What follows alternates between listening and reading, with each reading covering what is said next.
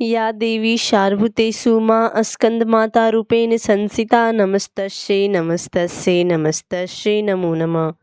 आप सभी को नवरात्रि की 5वें दिन की हार्दिक शुभकामनाएं। माता रानी माँ दुर्गा देवी माता जगदम्बा माई की कृपा सदैव आप और आपके समस्त परिवार पर बनी रहे। आज नवरात्रि का 5वां दिन है जो माँ स्कंद माता को समर्पित है।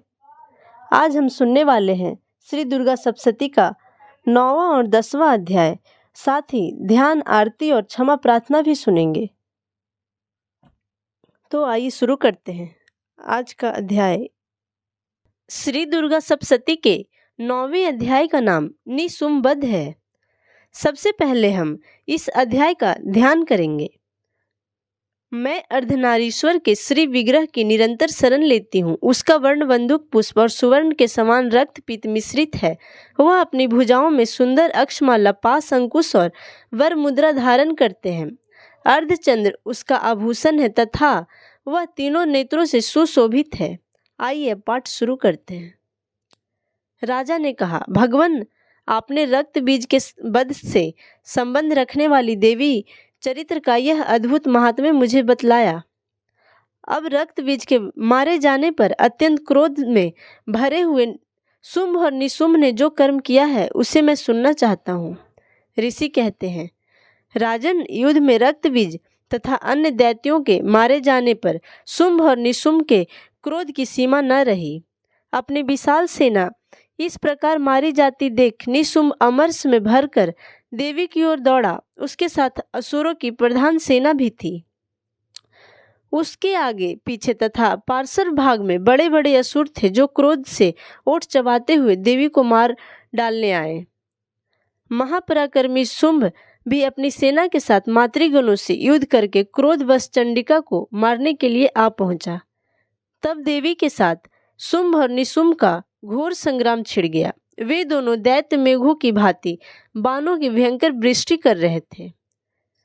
उन दोनों के चलाए हुए बाणों को चंडिका ने अपने बाणों के समूह से तुरंत काट डाला और शस्त्र समूहों की वर्षा करके उन दोनों दैत्यपतियों के आगे भी चोट पहुंचाई। निशुंभ ने तीखी तलवार और चमकती हुई ढाल देखकर देवी को श्रेष्ठ वाहन सिंह के मस्तक पर प्रहार किया। अपने वाहन के चोट पहुंचने पर देवी ने क्षुरप नामक बाण से निशुंभ की श्रेष्ठ तलवार तुरंत ही काट डाली और उसकी ढाल को भी, जिसमें 8 चांद जड़े थे, खंड खंड कर दिया। ढाल और तलवार के कट जाने पर उस असुर ने शक्ति चलाई, किंतु सामने आने पर देवी ने चक्र से उसके भी 2 टुकड़े कर दिए। अब तो निशुंभ क्रोध से जल उठा और उस दानव ने देवी को मारने के लिए त्रिशूल उठाया, किंतु देवी ने समीप आने पर उसे भी मुक्के से मारकर चूर्ण कर दिया। तब उसने गदा घुमाकर चंडी के ऊपर चलाई, परंतु वह भी देवी के त्रिशूल से कटकर भस्म हो गई। तदंतर दैत्यराज निशुंभ को फरसा हाथ में लेकर आते देख देवी ने बाण समूहों से घायल कर सुला दिया। उस भयंकर पराक्रमी के भाई निशुंभ के धराशायी हो जाने पर शुंभ को बड़ा क्रोध हुआ और अंबिका का वध करने के लिए वह आगे बढ़ा। रथ पर बैठे ही उत्तम आयुधों से सुशोभित अपनी बड़ी बड़ी 8 अनुपम भुजाओं से समूचे आकार को ढककर वह अद्भुत शोभा पाने लगा। उसे आते देख देवी ने शंख बजाया और धनुष की प्रत्यंचा का भी अत्यंत दुस्साह शब्द किया। साथ ही अपने घंटे के शब्द से, जो समस्त दैत्य सैनिकों का तेज नष्ट करने वाला था, संपूर्ण दिशाओं को व्याप्त कर दिया। तदंतर सिंह ने भी अपनी दहाड़ से, जिसे सुनकर बड़े बड़े गर्जनों का महान मद दूर हो जाता था, आकाश, पृथ्वी और 10 दिशाओं को गुंजा दिया। फिर काली ने आकाश में उछलकर अपने हाथों से पृथ्वी पर आघात किया। उससे ऐसा भयंकर शब्द हुआ जिससे पहले के सभी शब्द शांत हो गए। तत्पश्चात शिवदूती ने दैत्यों के लिए अमंगलजनक अट्टहास किया। इन शब्दों को सुनकर समस्त असुर थर्रा उठे, किंतु शुंभ को बड़ा क्रोध हुआ। उस समय देवी ने जब शुंभ को लक्ष्य करके कहा, ओ दुरात्मन, खड़ा रह, खड़ा रह, तभी आकाश में खड़े हुए देवता बोल उठे, जय हो, जय हो। शुंभ ने वहां आकर ज्वालाओं से युक्त अत्यंत भयानक शक्ति चलाई। अग्नि में पर्वत के समान आती हुई उस शक्ति को देवी ने बड़े भारी लुक से दूर हटा दिया। उस समय सुम के सिंहनाद से तीनों लोक गूंज उठे। राजन, उसकी प्रतिध्वनि से वज्रपात के समान भयानक शब्द हुआ, जिसने अन्य सब शब्दों को जीत लिया। शुंभ के चलाए हुए बाणों के देवी ने और देवी के चलाए हुए बाणों के शुंभ ने अपने भयंकर बाणों द्वारा सैकड़ों और हजारों टुकड़े कर दिए। तब क्रोध में भरी हुई चंडिका ने शुंभ को त्रिशूल से मारा। उसके आघात से मूर्छित हुआ पृथ्वी पर गिर पड़ा। इतने में ही निशुंभ को चेतना हुई और उसने धनुष हाथ में लेकर बाणों द्वारा देवी काली तथा सिंह को घायल कर डाला। फिर उस दैत्यराज ने 10,000 बाहें बनाकर चक्रों से के प्रहार से चंडिका को आच्छादित कर दिया। तब दुर्गम पीड़ा का नाश करने वाली भगवती दुर्गा ने कुपित होकर अपने बाणों से उन चक्र तथा बाणों को काट गिराया। यह देख निशुंभ दैत्य सेना के साथ चंडिका का वध करने के लिए हाथ में गदा ले बड़े वेग से दौड़ा। उसके आते ही चंडी ने तीखी धार वाली तलवार से उसकी गदा को शीघ्र ही काट डाला। तब उसने त्रिशूल हाथ में ले लिया। देवताओं को पीड़ा देने वाले निशुंभ को त्रिशूल हाथ में लिए आता देख चंडिका ने वेग से चलाए हुए अपने त्रिशूल को अपनी छाती छेद डाली। त्रिशूल से विदीर्ण हो जाने पर उसकी छाती से एक दूसरा महाबली एवं पराक्रमी पुरुष खड़ी रही कहता हुआ निकला। उस निकलते हुए पुरुष की बात सुनकर देवी ठठास हंस पड़ी और खड्ग से उन्होंने उसका मस्तक काट डाला। फिर तो पृथ्वी पर गिर गया। तदंतर सिंह अपनी दाढ़ियों से असुरों की गर्दन कुचलकर खाने लगा। यह बड़ा भयंकर दृश्य था। उधर काली तथा शिवदूती ने भी अन्यान्य दैत्यों का भक्षण कर आरंभ किया। कौमारी की शक्ति से विदीर्ण होकर कितने ही महादैत्य नष्ट हो गए। ब्राह्मणी के मंत्रपुत जल से निस्तेज होकर कितने ही भाग खड़े हुए। कितने ही दैत्य महेश्वरी के त्रिशूल से छिन्न भिन्न हो धराशायी हुए। बाराही के थुथुन के आघात से कितने को पृथ्वी पर कचूमर निकल गया। वैष्णवी ने भी अपने चक्र से दानवों के टुकड़े टुकड़े कर डाले। ऐन्द्री के साथ से छूटे हुए वज्र से भी कितने ही प्राणों से हाथ धो बैठे। कुछ असुर नष्ट हो गए, कुछ उस महायुद्ध से भाग गए तथा कितने ही काली शिवदूतों तथा शिव के ग्रास बन गए। इस प्रकार श्री मार्कंड पुराण में सार्वणिक मनवंतर की कथा के अंतर्गत देवी महात्म्य में निशुंभ वध नामक 9वां अध्याय पूरा हुआ। अब हम 10वां अध्याय सुनेंगे। श्री दुर्गा सप्तशती के 10वें अध्याय का नाम शुंभ वध है। सबसे पहले हम इस अध्याय का ध्यान करेंगे। मैं मस्तक पर अर्धचंद्र धारण करने वाली शिव शक्ति स्वरूपा भगवती कामेश्वरी को हृदय में चिंतन करती हूँ। वे तपाए हुए स्वर्ण के समान सुंदर है। सूर्य, चंद्रमा और अग्नि ये ही 3 उनके नेत्र हैं तथा वे अपने मनोहर हाथों में धनुष व अंकुश पाश और शूल धारण किए हुए हैं। आइए पाठ शुरू करते हैं। ऋषि कहते हैं, राजन, अपने प्राणों के समान प्यारे भाई निशुंभ को मारा गया देख तथा सारी सेना का संहार होता जान शुंभ कुपित होकर कहा, दुष्ट दुर्गे, तू बल के अभिमान में झूठ मूठ का घमंड न दिखा। तू बड़ी मानिनी बनी हुई है, किंतु दूसरी स्त्रियों के बल का सहारा लेकर लड़ती है। देवी बोली, ओ दुष्ट, मैं अकेले ही हूँ। इस संसार में मेरे सिवा दूसरी कौन है? देख, ये मेरी ही विभूतियां हैं, अतः मुझे ही प्रवेश कर रही है। तदंतर ब्राह्मणी आदि समस्त देवियों अंबिका देवी के शरीर में लीन हो गई। उस समय केवल अंबिका देवी ही रह गई। देवी बोली, मैं अपनी ऐश्वर्य शक्ति से अनेक रूपों में यहाँ उपस्थित हूँ। उन सब रूपों को मैंने समेट लिया है। अब अकेले ही युद्ध में खड़ी हूँ, तुम भी स्थिर हो जाओ। ऋषि कहते, तदंतर देवी और शुंभ दोनों ही सब देवताओं तथा दानवों को देखते देखते भयंकर युद्ध छिड़ गया। वानों की वर्षा तथा तीखे शास्त्रों एवं दारुण अस्त्रों के प्रहार के कारण उन दोनों का युद्ध सब लोगों के लिए बड़ा भयानक प्रतीत हुआ।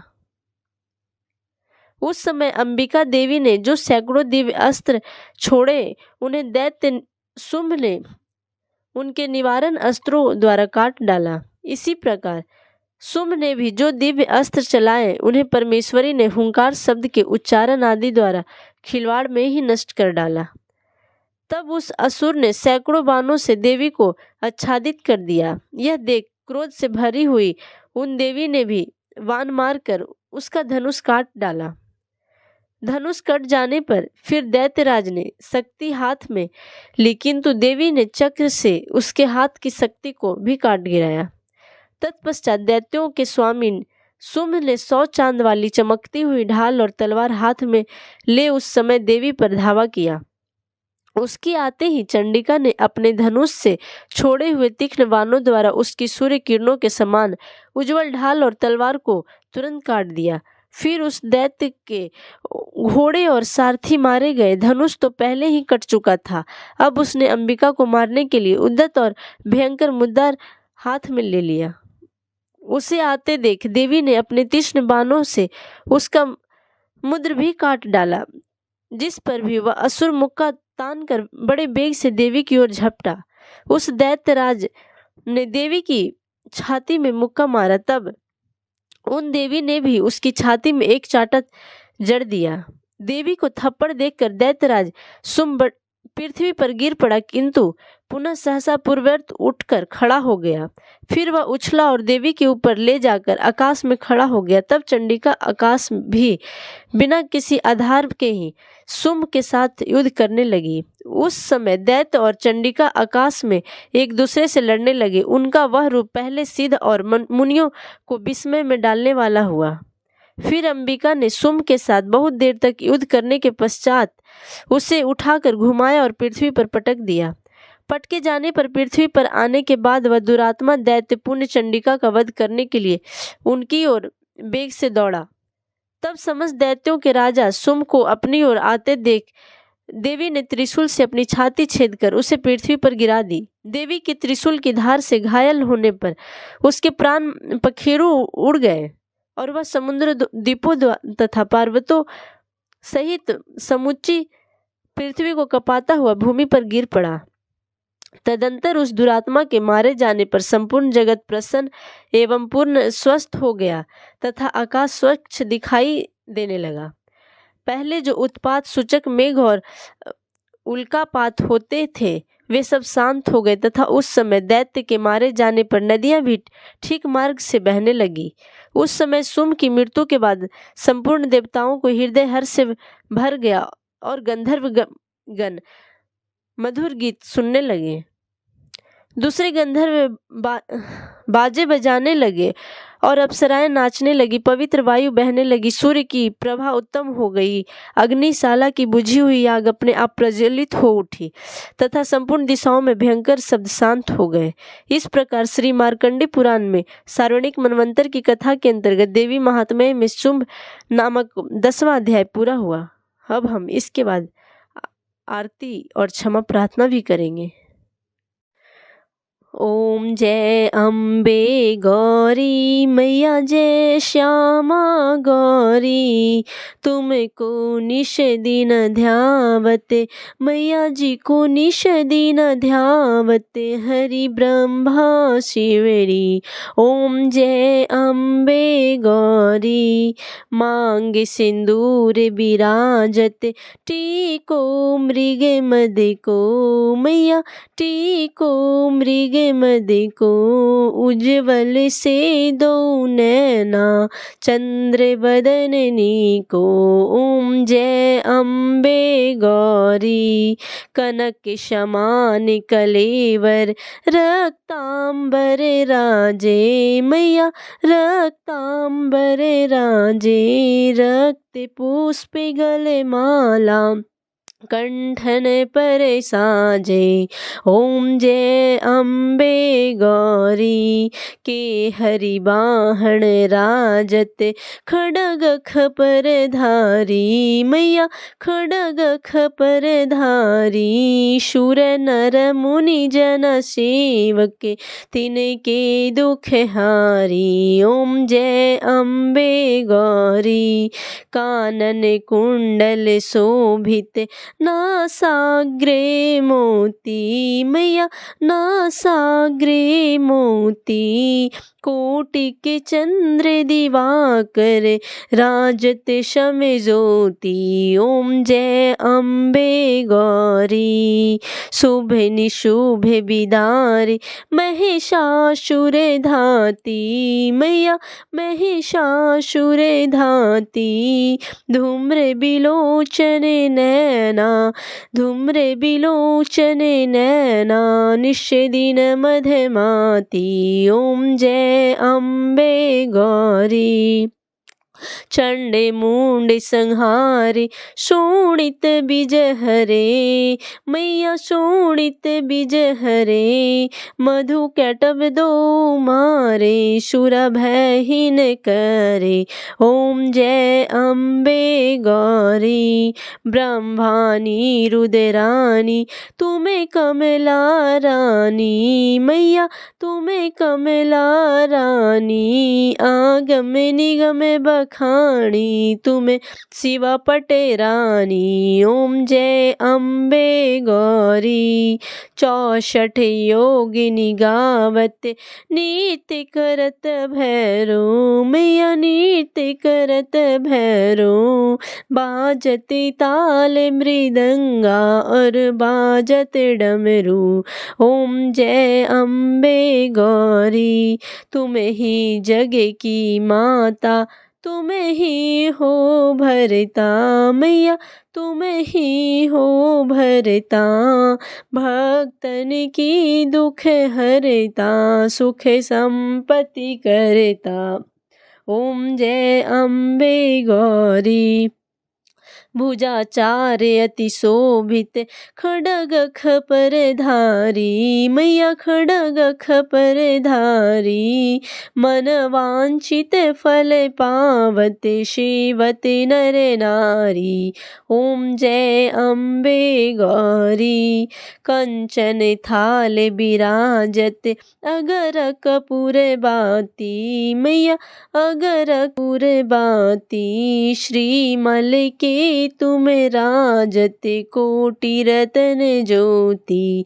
ओम जय अम्बे गौरी। श्री अम्बे जी की आरती जो कोई नर गावे। मैया जो कोई नर गावे। कहत शिवानंद स्वामी कहत शिवानंद स्वामी सुख संपत्ति पावे। ओम जय अम्बे गौरी। मैया जय श्यामा गौरी। प्रेम से बोलिए माता रानी की जय। अम्बे माँ। अब हम माता रानी से क्षमा प्रार्थना करेंगे। हे परमेश्वरी परम भगवती, रात और दिन मेरे द्वारा सहस्त्र अपराध हुआ करते हैं। मेरा यह दोष है, ऐसा समझकर मुझ पर कृपा करके मेरे अपराधों को क्षमा करें। मेरे अपराधों को क्षमा करें। ना मैं आवाहन करना जानती हूँ, ना मैं विसर्जन करना जानती हूँ, ना पूजा करना जानती हूँ। हे परमेश्वरी मेरे अपराधों को क्षमा करें। हे परमेश्वरी मेरे अपराधों को क्षमा करें। हे सुरेश्वरी, मैंने जो मंत्रहीन, ना मैं मंत्र को जानती हूँ, क्रियाहीन, ना मैं क्रियाओं को जानती हूँ, भक्तिहीन, ना मैं भक्ति के प्रकार को जानती हूँ, पूजन किया है, वो सब आपकी कृपा और दया से पूर्ण हो। 100 प्रकार के अपराध करने के बाद भी भक्तगण आपकी शरण में आकर सिर्फ जगदम्बा बोलकर भी गति को प्राप्त करते हैं। उसे ब्रह्मा आदि देवगण भी प्राप्त करने में असमर्थ हैं। मुझे क्षमा करे प्रभु।